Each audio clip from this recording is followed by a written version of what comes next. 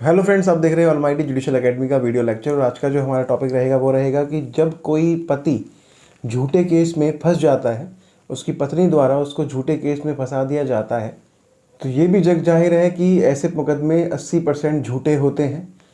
सिर्फ 20% ऐसे केस होते हैं जिसमें महिला सच में प्रताड़ित हुई होती है। तो जबकि एक महिला जब झूठा केस करती है अपने हस्बैंड पे, तो सबसे पहले वो अपनी एप्लीकेशन कंप्लेंट की वो वुमेन सेल में देती है, मतलब महिला थाना में देती है।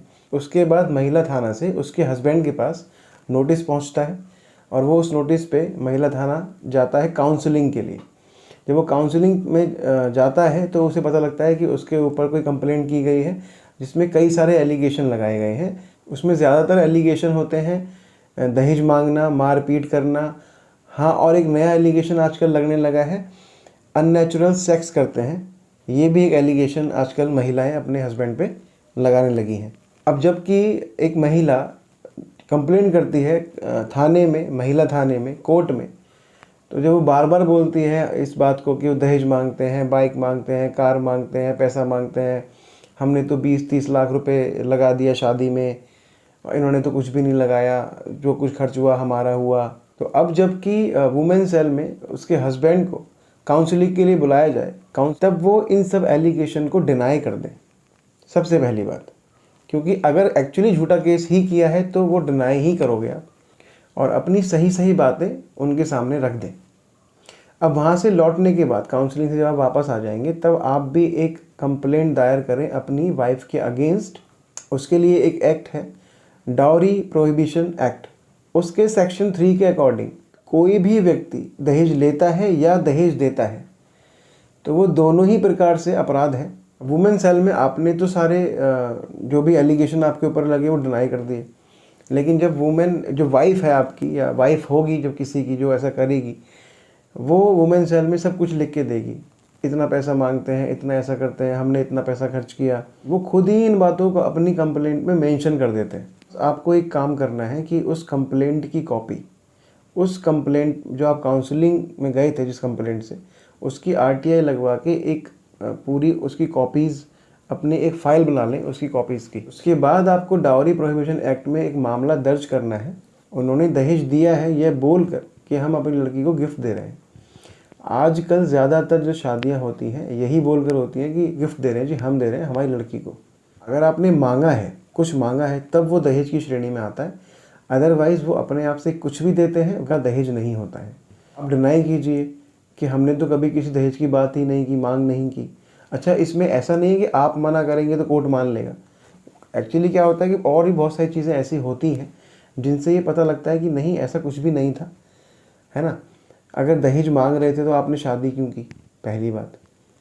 दूसरी बात कि अगर वो दहेज मांगते हैं तो कुछ कभी तो लड़ाई होती होगी, या बस शांत से बोल देते हैं कि दहेज लिया, वो तुम कहते हो हाँ ले आऊँगी, और बस सब कुछ शांत हो जाता है। ऐसा तो कभी नहीं होता होगा। कभी किसी पड़ोसी ने सुना हो कि भाई वो चीज़ें मांगते हैं बहू से, ठीक है, या बहू ने कभी किसी को बताया हो कि भाई मेरे से बहुत दहेज मांगते हैं, या कहते हैं जाए ऐसा लेके आ, वैसा लेके आ, है ना। सोसाइटी में ही बात फैल जाती है बहुत जल्दी।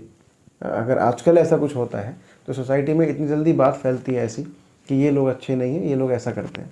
क्योंकि लड़ाइयाँ होती हैं घर में, चीख चिल्लार होती है, तो सामने वाले को समझ में आता है कुछ बात हुई है, और क्या बात हुई है ये भी समझ में आ जाता है। ये सब बातों का पता समाज से लग जाता है इन्वेस्टिगेशन में, है ना।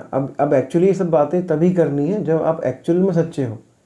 अगर आपने दहेज मांगा है तब नहीं करनी है सब चीज़ें, क्योंकि इन्वेस्टिगेशन जब पुलिस करेगी तो सब पता लग जाता है कि हाँ करते हैं कि नहीं करते। तो अगर आपने सच में नहीं किया है तभी ये सब चीज़ें करेंगे, नहीं तो आप खुद उल्टा फंस जाएंगे।